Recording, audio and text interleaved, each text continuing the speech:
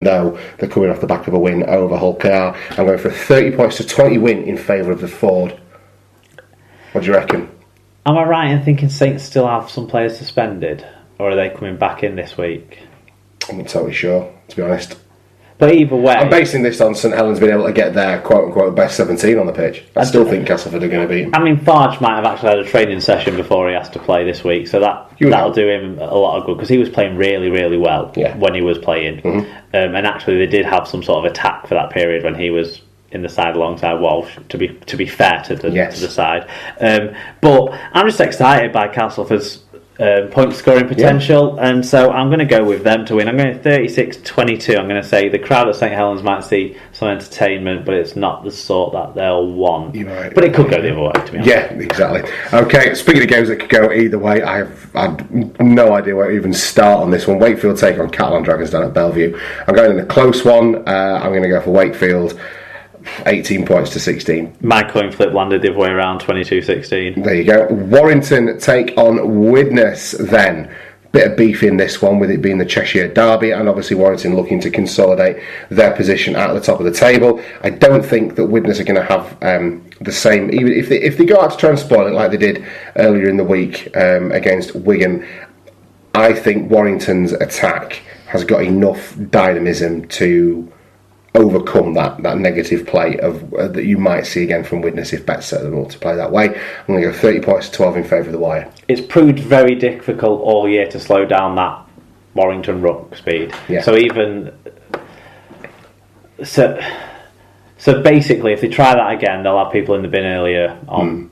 And that would make for a better game for people to watch. Yes. I would suggest, if that's what happens. But I've only ever seen Widnes do that once, so I'm not saying they do it all the time. I've only ever seen him do it that once on Thursday night. This Widnes side I've seen try to attack plenty and defend with good organisation, and generally be a team that's one or two positions higher than maybe their pack I would have picked them as. Yeah, this isn't me bagging on Widnes, by the way. So I don't think that'll necessarily happen again, but I do think Warrington will probably be too strong. If they were too strong for Catalan away the week after the cup final, they'll be too strong for Widnes at home 2 weeks after the cup final. I'm going to 30 points to 10. Yeah, okay. Speaking of people who've had a bit of time off after the cup final, Hull FC should have their full complement back when they take on your boys over at the KCOM. If there's a team in this league I wouldn't fancy trying to improve a floundering defence against, it's Hull FC away, and I think that now that some of these key finalists are back in contention for Hull FC, you're going to see a victory for the Hull side. 24 points to 12 I'm going for against your faltering Warriors. Mark. Well, there's nothing wrong with our defence. Yeah. It's our attack that's been a problem. But we've got a decent record at the KCOM. This year we pulled out a narrow win, and I've got to that eternal optimism of a fan. Of course. You don't pick against them, do you? You hope it's going to be better. So I'm going to go for a 1 point Wigan win with Matty Smith recovering from his illness and kicking the winning drop goal. Is it televised? Because you're not going to this one. It's televised. Oh, there you go. Then so at least you'll be able to enjoy it. I'll see what happens. Right, and if you're out and about this weekend, I want to keep in touch. I hate it every second of it. I wish I'll have gone by the time the game kicks off. I was going to say, if they win by a drop goal, you're going to wish they'd gone.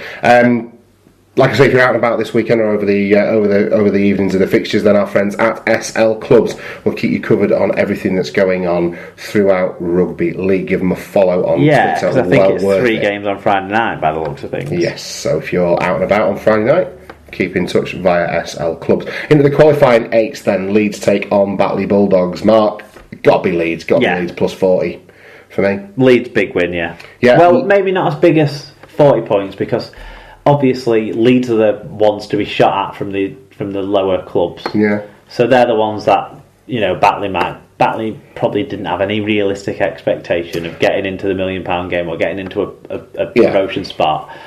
But putting up a good show against Leeds would do wonders for the club. Yeah. But they'll still lose. I think the thing is, what more likely to happen is that there'll be, it'll be 18 points or 20 points clear going into the last 10-15 minutes, and then Leeds will just pad the score out a little bit. Yeah. Batley's big game for me was last week, and they won that, and that's their kind of legitimacy lent to their inclusion in, or participation I should say, in the format. Leigh Centurions take on Huddersfield down at the Leigh Sports Village. Big game for the Leigh Centurions. A win will put them up That's what I'm going to go for. I'm not saying it'll necessarily be the best spectacle of Rugby League, but I think Lee's ambition and fate is in their hands, and this is their chance to seize the day. I'm almost tempted to pick a draw, because that will be enough as well, you would expect. Yeah.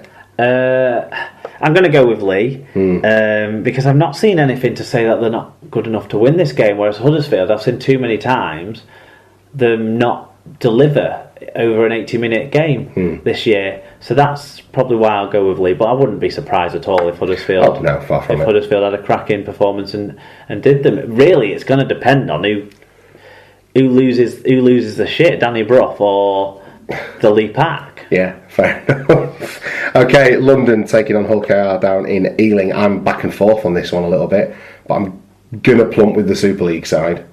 But, London could beat them. And they've got a great record down at the Trail Finders, haven't they? London. Yeah. So I think they went Hull. I don't think they've ever played there, Tom. Exactly. I was like, have they? Mark, when did they last visit Ealing? I think you just entered the Super League side.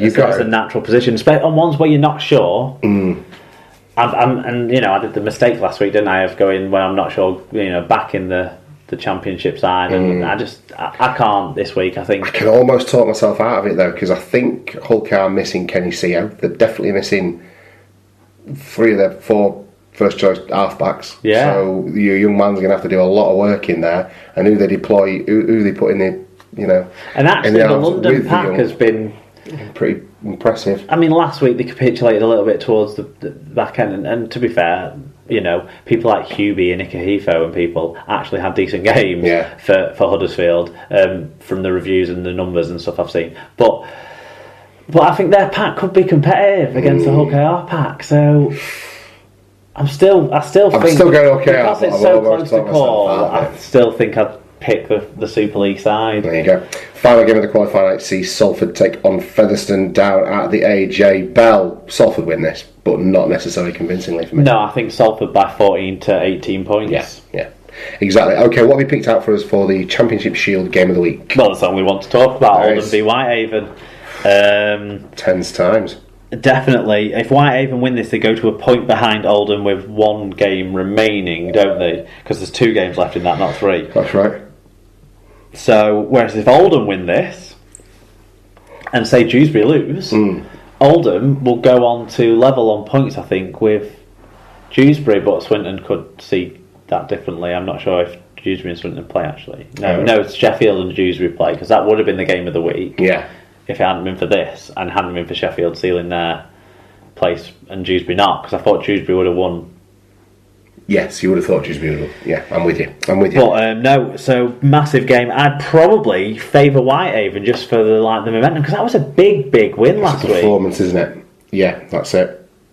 League One game of the week, Tom. I've gone Toulouse versus Barrow. That's the top 2. It's kind of the most pertinent game at this stage. We could have gone at Doncaster because they need to win to definitely confirm, but the points difference is about 1,000 more than the team below them. There you go. Hunslet, I think. Well, maybe like 150 more, but whatever. Yeah. So Toulouse v Barrow. If Barrow can somehow pull out this win, that gets them the second chance, and it'll be these 2 sides doing it again a week later. Maybe they need to book holiday in France for the week for all the Barrow lads. Stay over. And then it gives them extra motivation and say, no, you're not staying on your holiday now. Your wives and girlfriends can have an holiday, and you can sit at home getting all the pictures sent back to you whilst you're in Barrow. There you go. You're a cruel taskmaster. So, as we've alluded to earlier... But I think Toulouse will win it. Oh, absolutely. Yeah, Toulouse by 30. To win. Yeah, to win by 30. League One Shield, we're not going to pick out a game of the week because it's all pretty much done and dusted down there by the shouting, isn't it? But what stands out for you in the NRL this week, Mark? Well, it's the finals, so there's 4 games to pick. Shall we pick winners for fun? Yeah, let's go for it. Broncos versus Titans on Friday. Yeah, I fancy the Broncos in this. They've picked up their form from their implosion, haven't they? Yeah, and I just think they've got more. Saying that, if Hayne can fire, then there's enough else around him in that side. Yeah. But the Broncos seem to be more of an organised unit, and they've got back towards some of that. So yeah, probably the Broncos. Yeah, Raiders take on the Sharks. Yeah, and the Raiders, obviously, they ended up finishing second, so they leaped over your Sharks over the weekend. And I'm going Green Machine all the way. No, I don't feel confident about this one at all. Canberra look to be on phenomenal form and can probably beat anybody. So, yeah. Where's your sense of backing your team? I do it blindly, week after week. Yeah, but, you know... I'm a pragmatist. After that on Saturday follows... And I'm used to supporting a team that I don't back to win, Mark. Yeah. Well, anyway, the loser of that gets a second chance. They do. It's the same playoffs as what we had in the licensing period. Another team who'll get second chances is the second game on Saturday. That's the Storm versus the Cowboys. Yeah, that's a good fixture. It'll be low scoring, I feel. It will be low scoring. Yeah, Storm in a low scoring affair. I'm going with home teams in a lot of these. I think so too on that one. And then finally, the Panthers managed to leap over the Bulldogs in the table from the final round, and that leaves them with a home game on Sunday, Panthers v Bulldogs. Where do you see this one lying? Well, Dogs are woeful in attack, aren't they, at the minute, so... Yeah, but the Panthers are probably the worst defensive side in the 8, I would argue. Yeah, I'll take that. I still fancy Penrith, just because they've got an English lad playing for them. Let's go for Penrith. But so have the Bulldogs. Yeah, but he's a Scouser. Well... There you go. Zach Hardick is a Yorkshireman and James Graham's a Scouser. I also think it's more important for England to have a fit Graham, so if he doesn't get injured and then doesn't have to play any more games, I think he's going to be more relevant. Now put your feet up for a couple of weeks. The Four Nations than Zach Hardick might be, because he's just not shown enough this year, has he? No, I don't think so. So which way have you gone with that, sorry? I'm going Panthers. You're going to go Panthers as well? Yeah. Well, there you go. That's your Super League pod for the week. All that remains for us to do now is to wrap up the show.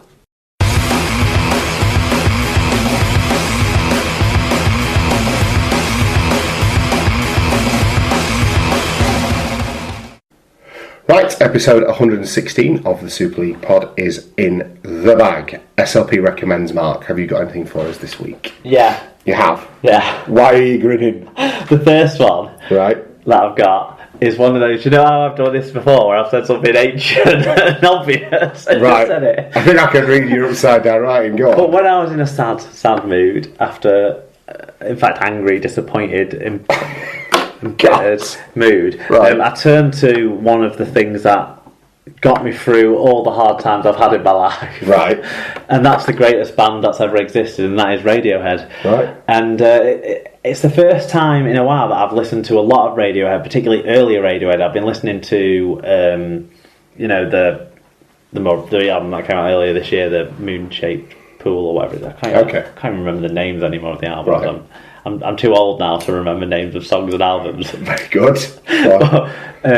Look, you know where I stand on Radiohead. I'm a greatest hits guy, so yeah. You know. Well, so I've been getting back into the back catalogue, because I watched a little thing that they have. You know, Sky Arts have this series where they look at bands and actually an artist and different things, and they do like a sort of brief resume type thing. It's like a 30-minute episode. Yeah, they've done it for a few different bands. You can get them all on the catch up there. Yeah. So I watched that the other night, and it just made me feel like happy again, because I love Radiohead so much. Cool. So if you're young and you don't really know who Radiohead are, they're the greatest band ever. And if you've not got onto them and you're older, they're the greatest band ever. There you go. There you go. Mark recommends Radiohead. Anything else? Well, the other one, credit goes to Dom Hodgson, really, because he threw it my way. Right. But it's a podcast called The Season, and it follows... You know, we've been talking a lot about NFL stuff and college football stuff as well, and the documentary series and stuff that we've been talking about. Yeah. Rich Langley sent us in a review by email of Last Chance U. I forgot to put it into the show, actually. I don't know if it was for the show's consumption anyway or not. But when I replied to it, I got his out of the office, and then that... Yeah, I saw that ping up as well. So, that threw it off my hill, but I'm pretty sure it was Tom Option and not Rich Langley who got in touch about The Season. Anyway, it follows like one of the worst college teams as they replace their coach after 2 seasons without a win. Right. And it follows them to see if there's like a redemption and a rebirth story in the side with a change of coach. And this is a podcast? Yeah, and the guy who does the podcast is not a sports fan at all. So it is quite interesting the way it's been put together and stuff, and the journey he takes you on, and then like they take you out of the story to catch up on like who the characters in the story are at different times as you're going through. I think there's 11 or 12 episodes up so far. It's designed, I don't know if that's the end of it, I'm not sure where we're at in it. It's designed to be listened to as a story, right? But obviously with episodes being released as the series goes along. Cool. You can get it on iTunes.